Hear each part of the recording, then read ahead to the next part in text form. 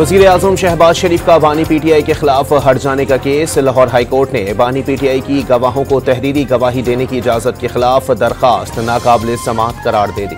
बानी पीटीआई के खिलाफ तौहीन इलेक्शन कमीशन केस की समाअत। बानी को वीडियो लिंक के जरिए पेश न करने पर इलेक्शन कमीशन ने जेल हुक्काम से जवाब तलब कर लिया। इस्लामाबाद की मकामी अदालत ने बानी पीटीआई के 6 और बुशरा बीबी के एक मुकदमे में अबूरी जमानत में 7 जनवरी तक तौसी कर दी। पेशावर हाई कोर्ट ने वजीर आला खैबर पख्तूनख्वा और सेनेटर शिबली फराज को 16 जनवरी तक हिफाजती जमानत दे दी।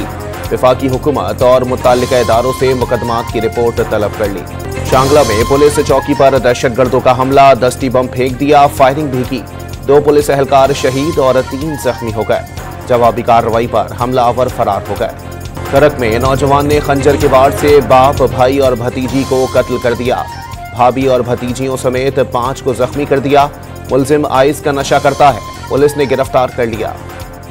लीबिया से रवाना होने वाली 5 गैर कानूनी कश्तियों में पाकिस्तानी सवार थे। हादसे का शिकार कश्ती में पहले शगाफ पड़ा, फिर डूब गई। 80 से ज्यादा पाकिस्तानी सवार थे। लापता अफराद में कम उम्र बच्चे भी शामिल।